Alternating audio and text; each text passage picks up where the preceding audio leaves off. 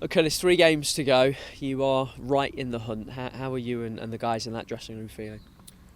A lot better than we did on Saturday, to be honest. I think, getting through the game Saturday, 95 minutes of the game, holding on to that lead, and then obviously a penalty given against us, which we believe was harsh, kind of took the sting out of it, and it almost felt like a bit of a loss.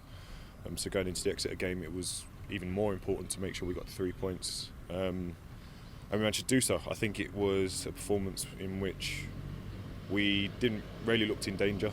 I wouldn't say we had a lot of the ball, but we were always in control, I think. And when we had the chances, we took them. I think Davies, obviously, I say took them. His first goal was magic, and then the second one was similar to the Bristol one, in which, when I was watching from the sideline against Bristol, I knew as soon as he has a touch, it's game over, because he's the most composed man and such a good finisher.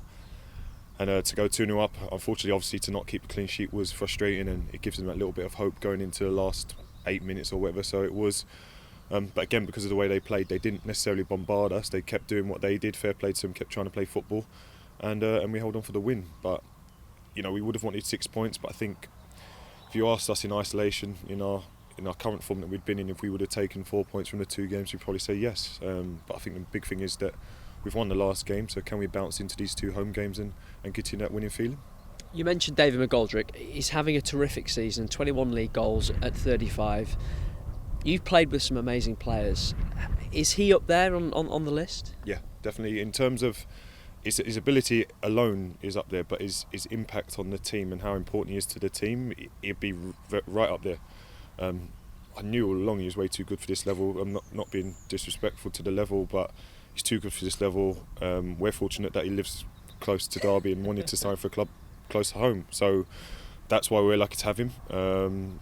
But yeah, I've run out of superlatives to say about him, because he's magic. That's what I call him, Magic Davies. He can do anything with the ball. His touch, his vision, his awareness. He's a special player, and he's a good person. So that's the thing.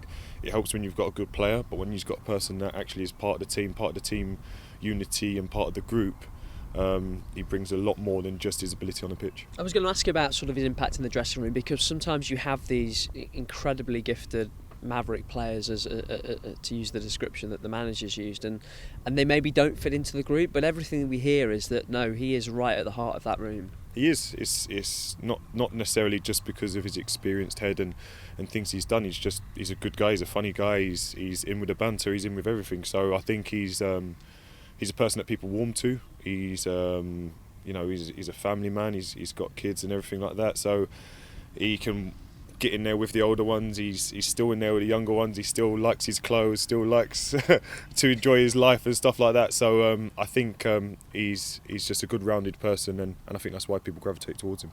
3 games to go, starting with Burton on Saturday.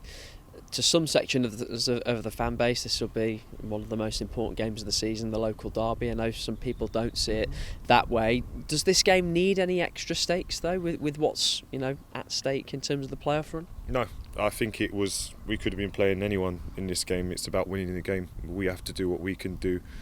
We're currently out of the playoff positions on goal difference, and it's not in our hands. So we have to go and win every game, and that's the only way we can look at it. Obviously, Burton have picked up form recently, so fair play to them. And actually, they're one of the, in terms of the 2 of us, they're the form team going into this.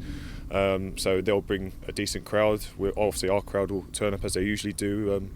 But regardless of it being a local derby, it's about winning a game of football. And by hook or by crook, we need to get those 3 points and make sure we get over the line, because ultimately, it's not time for bragging rights. It's just about getting the points to get us into the top 6 and then start pushing towards those playoffs. And you talk about their run, but you're now 4 unbeaten, and do you feel as though you are building momentum at the right time, to use that old cliche with the playoffs not too far away? Yeah, but I just think in terms of, like I say, the way the Bristol Rovers game went, it leaves that bit of a sour taste. So I think sometimes you forget about that, but I think it is important. Yeah, if you become hard to beat, and if you start to build up momentum and getting into playoffs, I've always said you need to to step into the playoffs rather than stumble. So hopefully we can step into the playoffs in good form. And I've always said all along that with our group and the experience we've got in the changing room in terms of experience in football in general, but also with promotions, with playoff situations, I'd like to think we'll have enough to get over the line.